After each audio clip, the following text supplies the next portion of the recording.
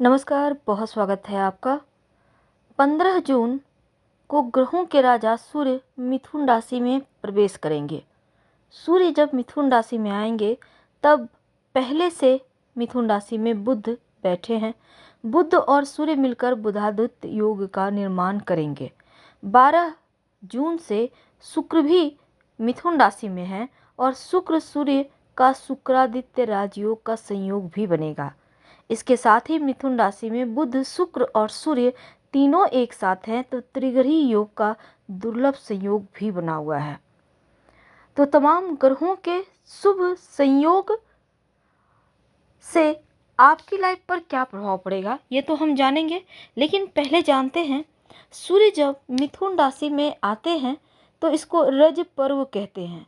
रज पर्व के दिन भगवान सूर्य को प्रसन्न करने के लिए व्रत रखा जाता है। मान्यता है कि इस दिन हर ग्रह की शांति हो जाती है अगर इस दिन खास पूजा पाठ किया जाए तो। सूर्य संक्रांति के दिन लाल कपड़ा जरूर पहनना चाहिए। मिथुन संक्रांति है ना इस दिन, और लाल चंदन का तिलक लगाना चाहिए। भगवान सूर्य को एक लोटा जल में लाल चंदन या रोली डालकर उनको अर्पित करें तो उत्तम। तमाम ग्रहों के दोषों से मुक्ति पाने के लिए इस दिन आप पितृदेवों के निमित्त श्रद्धा भाव से उनके निमित्त तर्पण भी कर सकते हैं। कुछ जगहों पर मिथुन संक्रांति के दिन सिलबट्टे की पूजा की जाती है। सिलबट्टे को लोग भूदेवी मानकर इनकी पूजा करते हैं और इस दिन सिलबट्टे को दूध और पानी से पहले स्नान कराया जाता है, फिर सिंदूर चंदन लगाकर पुष्प हल्दी अर्पित की जाती है। मिथुन संक्रांति के दिन गुड़, नारियल, चावल और चावल के आटे घी से बनी मिठाई जो पीठा होता है वो बनाया जाता है और माना जाता है इस दिन चावल ग्रहण नहीं करना चाहिए। दान करने की महिमा है, इससे सूर्यदेव प्रसन्न होते हैं, पितृदोष समाप्त हो जाता है। चलिए जानते हैं सबसे पहले मेष राशि के ऊपर इस महापरिवर्तन का क्या प्रभाव पड़ेगा। सूर्य आपके पराक्रम भाव आपकी राशि से तीसरे भाव में गोचर करेंगे। तो तीसरा भाव होता है साहस का, पराक्रम का, छोटे भाई बहन का, छोटी यात्राओं का। और इस भाव में जब सूर्य आएंगे तो आपके अंदर कर्म का उदय होगा, काम में मन लगेगा, अपनों का सपोर्ट मिलेगा, काम में इंटरेस्ट आएगा, फैमिली लाइफ बहुत खूबसूरत होगी और व्यक्तिगत रिश्ते बढ़िया रहेंगे। भाई बहन से किसी बात को लेकर मन मुटाव हो सकता है तो रिश्तों का थोड़ा ख्याल रखें। दान पुण्य कीजिए ताकि आप ज्ञान प्राप्ति के लिए भी आगे बढ़ने का ये वक्त है। आप इस समय जितना ज़्यादा आप ज्ञान प्राप्त करना चाहेंगे वो आपको प्राप्त होगा। हालांकि यात्रा के भी योग हैं और आपके पिता के लिए भी ये गोचर अच्छा रहेगा। आपके पिता को उनके कार्य क्षेत्र में लाभ होगा। इस समय क्या करेंगे, हनुमान चालीसा का पाठ आप भगवान सूर्य को प्रणाम करके पूरे 1 महीने तक करें तो बहुत उत्तम है। पैसों के मामलों में आपको आउटसोर्सिंग से धन आएगा, इनकम बढ़ेगा। रिश्तों में जीवन साथी से रिश्ता बेहतर बनाए रखिए और कामयाबी भी मिलेगी। स्वास्थ्य आपका वैसे ठीक रहेगा, बड़ी स्वास्थ्य की समस्या नहीं होगी, छोटे मोटे सर दर्द की समस्या हो सकती है। वृषभ राशि, वृषभ राशि के लिए सूर्य का जो परिवर्तन है आपके वाणी का भाव धन भाव में होने जा रहा है। तो इस भाव में जब सूर्य आएंगे तो ये गोचर आपके लिए आपकी वाणी में थोड़ा कठोरता देगा, रूखापन देगा। कुछ भी ऐसी वैसी बात किसी से ना कहें कि सामने वाले को परेशानी हो, इसलिए सोच समझ कर बोलें, थोड़ा कम बोलें। बात बढ़ चढ़कर झगड़े का रूप नहीं तो ले लेगा। धन की बात करें तो आपके लिए अच्छा है। सूर्यदेव की कृपा से आपके अंदर एनर्जी आएगी, आप बेहतर परफॉर्मेंस करेंगे, स्थिति बढ़िया होगी और धन आएगा। पर जो विद्यार्थी हैं उनके लिए भी गोचर अच्छा है, क्योंकि पढ़ाई लिखाई के मामलों में, शिक्षा के मामलों में मनचाहा परिणाम मिलेगा। दाम्पत्य जीवन भी बढ़िया रहेगा। जीवन साथी के स्वास्थ्य का थोड़ा ख्याल रखें तो अच्छा रहेगा। और साथ ही शुक्र भी चूंकि सूर्य के साथ हैं तो शुक्र तो अस्त हो गए, तो ऐसे में आपके राशि के स्वामी हैं। आप ओम सं शुक्राय नमः इस मंत्र का जप रोज भोर के समय या रात सोने के पहले करें तो आपके लिए बहुत उत्तम होगा। मिथुन राशि, मिथुन राशि के लिए सूर्य का ये गोचर आपके लग्न में यानी प्रथम भाव में हो रहा है। तो पहला स्थान होता है आपके स्वभाव का, आपके स्वास्थ्य का, रंग रूप का, सुख दुख का। तो सूर्य आपकी राशि में आ रहे हैं, बुध और शुक्र पहले से है, तो आपके ऊपर इसका ज़्यादा प्रभाव पड़ेगा, आक्रामकता बढ़ेगी। अब चूंकि सूर्य गर्म ग्रह हैं और जब पहले भाव में आएंगे तब आपके अंदर अहंकार देंगे। वैवाहिक जीवन में थोड़ी परेशानी, क्योंकि यहाँ पर दृष्टि उनके विवाह स्थान पर है। आपके जीवन साथी के व्यवहार में भी आपको थोड़ा सा गड़बड़ दिखेगा, कड़वाहट दिखेगा। तो विवाद से जितना बचेंगे उतना अच्छा है। सामंजस्य बिठाकर चले तो उत्तम है। करियर के मामलों में कार्यक्षेत्र में आपके और साथी को उन्नति मिलेगी, इनकम बढ़ेगा और सहजता के साथ कार्य करेंगे, पॉजिटिव रिजल्ट मिलेगा। क्या करेंगे, देखिए भगवान सूर्य को नियमित रूप से 1 लोटा जल, उसमें एक लाल पुष्प यानी गुड़हल का पुष्प डालकर अर्पित करें तो उत्तम रहेगा आपके लिए। कर्क राशि, सूर्य का गोचर आपकी राशि से आपके द्वादश भाव में होगा। ये भाव होता है विदेश का। अब देखिए द्वादश भाव से विदेश यात्रा, आपके फाइनेंशियल लॉस और मोक्ष को भी देखा जाता है। तो सूर्य के गोचर से अगर आप यात्रा करना चाहते हैं, खासकर लंबी दूरी की यात्रा, तो आपके लिए अच्छा है, लेकिन आपको अपने स्वास्थ्य का भी ध्यान रखना होगा। खर्चा बढ़ेगा, ये खर्च का भाव है। शुक्र भी बैठे हैं, तो ऐसे में शुक्र अस्त हैं, थोड़ा कमज़ोर आपका वक्त है। भाई बहन के लिए हालांकि गोचर आपके भाई बहन के लिए अच्छा होगा और उनके करियर में आपके भाई बहन को तरक्की होगी। अगर आप कोर्ट कचहरी के मामलों में उलझे हुए हैं तब आपको सफलता मिलेगी। आप घूमने फिरने जा सकते हैं अपनों के साथ, जीवन साथी के साथ, लेकिन जीवन साथी के मानसिक और शारीरिक स्वास्थ्य का भी ध्यान रखिएगा। जो विद्यार्थी हैं, किसी कंपटीशन एग्जाम की तैयारी कर रहे हैं, तो उनको खासकर दिन की शुरुआत योगा एक्सरसाइज से करना चाहिए, गायत्री मंत्र पढ़ना चाहिए। पढ़ाई लिखाई पे फोकस बनाए रखें, आपके लिए बहुत उत्तम रहेगा। सिंह राशि, सिंह राशि के लिए एकादश भाव में सूर्य आ रहे हैं, बुध और शुक्र पहले से बैठे हैं। तो जैसे ही सूर्य आएंगे तो यहाँ पर शुक्र अस्त हो जाएंगे और एकादश भाव जो लाभ के घर है और भाई बहन से आपके संबंधों का भी घर है। ऐसे में जब सूर्य यहाँ पर आएंगे तो आपको आगे बढ़ने के बहुत सारे मौके देंगे। धन को लेकर आपकी जो समस्या थी वो दूर होगी, आर्थिक स्थिति आपकी बढ़िया रहेगी और साथ ही अगर आप कुछ नया बिजनेस करने की सोच रहे हैं तो भी अनुकूल है। नौकरी करते हैं तो समय अच्छा चल रहा है, सीनियर्स की मदद मिलेगी और सबके साथ काम करके अच्छा अनुभव भी मिलेगा। लव लाइफ में है तो अहंकार को पीछे रखिए, रिश्तों को बनाए रखें और विनम्र होने का प्रयास कीजिए, तभी आप हर परिस्थिति में विजयी होंगे। देखिए इस पीरियड में आपको भगवान शिव की आराधना करनी चाहिए। वैसे तो आपके राशि के स्वामी स्वयं ही सूर्य हैं और मिथुन में बन रहे हैं सूर्य के आने के बाद त्रिग्रही योग आपके लिए कुछ मामलों में हितकारी होगी, क्योंकि भाग्य का साथ मिलेगा। तो कार्यस्थल पर उन्नति होगी, धन आएगा, परिवार में खुशियां देगा। ये हितकारी ग्रह आपके लिए अनुकूल है। कन्या राशि, सूर्य का महापरिवर्तन और पहले से बैठे हैं मिथुन राशि में बुध और शुक्र। आपके दसम भाव में जैसे ही सूर्य आएंगे तो त्रिग्रही योग बनेंगे, जो आपके लिए बड़ी खुशखबरी लाएगा। करियर में आर्थिक रूप से उन्नति मिलेगी, परिवार वालों का सपोर्ट मिलेगा और बरकत होगी, धन आएगा। तो कन्या के लिए कर्म भाव दसम भाव में सूर्य का आना, दसम भाव से समाज में आपकी स्थिति और समाज में मिलने वाली उपलब्धि के बारे में विचार किया जाता है। तो दसम भाव में सूर्य आएंगे तो करियर के मामलों में कुछ साहसिक फैसले लेंगे, लगन मेहनत से काम करेंगे। जो कारोबारी हैं अच्छा खासा मुनाफा कमा पाएंगे और उन्नति के अवसर भी मिलेंगे। सरकारी कामकाज में आपको संतुष्टि वाला परिणाम मिलेगा। वैसे माता पिता के स्वास्थ्य का थोड़ा ख्याल रखिएगा तो ज़्यादा अच्छा है। वैवाहिक जीवन ठीक रहेगा, लेकिन जो विद्यार्थी हैं खूब मेहनत करें, जितना मेहनत करेंगे उतना ही बड़ा सफलता प्राप्त होगा। और दूसरा, इसमें देखिए सबसे बड़ी बात यह कि भगवान सूर्य को प्रणाम करके गायत्री मंत्र 27 बार जरूर पढ़िएगा, ताकि सही समय पर सही डिसीजन ले पाए। तुला राशि, सूर्य का महापरिवर्तन आप के लिए आपके नवम भाव भाग्य भाव में होगा। सूर्य, शुक्र और बुध का त्रिग्रही योग बन रहा है और ये योग आपकी संपत्ति प्रॉपर्टी में वृद्धि करेगा। जीवन साथी का सपोर्ट मिलेगा।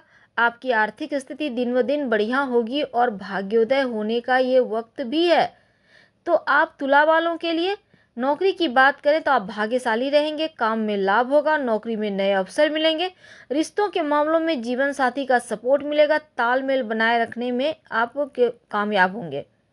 तो इसमें धन आ रहा है, यहाँ तक कि विदेशी स्रोत से भी धन आने के योग बने हुए हैं आपके लिए। तो तुला राशि के नवा भाव जो भाग्य भाव है, जब यहाँ पर आएंगे तो ये भाव होता है धर्म का, लंबी दूरी की यात्रा का, गुरु का या गुरु तुल्य लोगों का आपके जीवन में स्थान का। तो इसमें तीर्थ यात्रा करते नजर आएंगे और साथ ही सोशल स्टेटस जो है ना, सोच समझकर चलने की आवश्यकता है और भावनाओं में बहना तो छोड़ ही दें, दिमाग यूज करें। खासकर जो महिलाएं हैं इस समय जैसे अपने आप को थोड़ा कंट्रोल में रखेंगी, कुछ ऐसा वैसा ना करें और पिता के स्वास्थ्य का थोड़ा ख्याल रखें। वैसे तो मर्यादा के साथ रहें तो ज़्यादा अच्छा। भाई बहन के साथ भी रिश्ता को बेहतर बनाए रखिए तो उत्तम है। विदेशी कंपनी से लाभ है, लंबी दूरी की यात्रा आपके लिए बढ़िया रहेगा, आपको एनर्जी मिलेगी और कार्य क्षेत्र में करियर के मामलों में अच्छा है।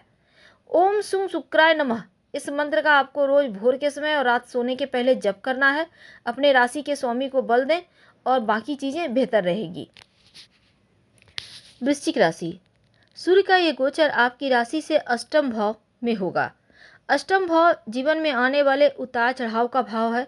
फाइनेंशियल जो आप अर्जित करते हैं या फाइनेंशियल धन का लॉस होता है, धन कमाते हैं, उसी का भाव है। अब अष्टम भाव में सूर्य आएंगे, पहले से शुक्र और बुध बैठे हैं, आपकी इनकम में थोड़ी गिरावट होगी, बैंक बैलेंस थोड़े कमेंगे, लेकिन करियर के मामलों में सीनियर का साथ मिलेगा, उनको साथ लेकर चले तो उत्तम रहेगा। आपके साथ जो लोग काम करते हैं उनसे कहीं रिश्ता न बिगड़ जाए, इसका भी ख्याल रखिएगा। कार्य क्षेत्र में आपको धन उतना नहीं आएगा जितना आप चाहते हैं और लव लाइफ के मामलों में सामान्य है। इस पीरियड में अचानक से आप कहीं घूमने फिरने जा सकते हैं, कोई प्रोग्राम बन सकता है, लेकिन धन के मामलों में जैसे किसी से उधार लेना पड़ सकता है, तो सोच समझकर खर्च करें और जीवन साथी के ऊपर भरोसा बनाए रखें। वैवाहिक जीवन में थोड़ा सोच समझकर आपको चलना होगा, क्योंकि ये गोचर बहुत अच्छा नहीं है, इसलिए धैर्य से काम लें और भगवान सूर्य को नियमित रूप से प्रणाम करके गायत्री मंत्र पढ़ें। आप चाहें तो गुड़ का दान भी कर सकते हैं या गेहूं गुड़ का दान किसी पास के मंदिर में रखाइए तो उत्तम रहेगा, हर रविवार के दिन।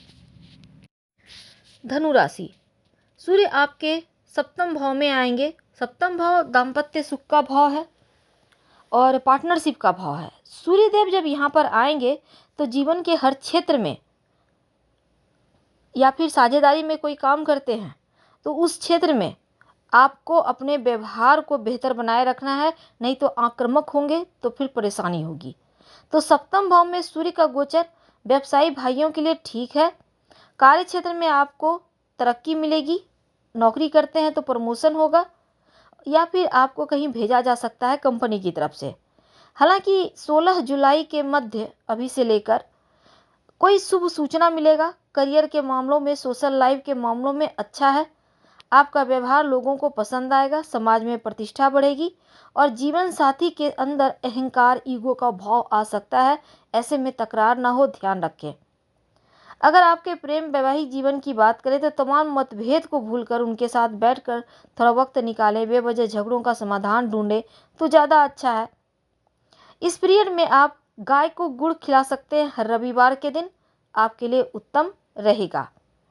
दूसरी तरफ धनु राशि के लिए आर्थिक स्थिति बढ़िया होगी, एक से अधिक स्रोत से धन आएंगे, आपका साहस पराक्रम बढ़ेगा, आप अपने दुश्मनों को हराने में भी सफल रहेंगे और उनकी साजिशों को भी नाकामयाब करेंगे। हालांकि काम के विस्तार की योजना पर थोड़ा ध्यान दें तो ज़्यादा अच्छा रहेगा आपके लिए। मकर राशि, मकर राशि के लिए सूर्य का महापरिवर्तन आपके छठे भाव में होगा। छठा भाव रोग, चोट, ऋण, कर्जे, शत्रु का भाव है, बीमारियों का भाव है। तो जीवन में आने वाली रुकावट का भी भाव है। शत्रु आप पर हावी होने का प्रयास कर सकते हैं इस पीरियड में। आप अपने व्यवहार को बेहतर करें, तब जाकर पराक्रम में वृद्धि होगा। आपके काम करने की स्पीड बढ़ेगी, बहुत तेजी से काम करेंगे। कोर्ट कचहरी से जुड़े मामलों में आपको सकारात्मक परिणाम मिलेगा।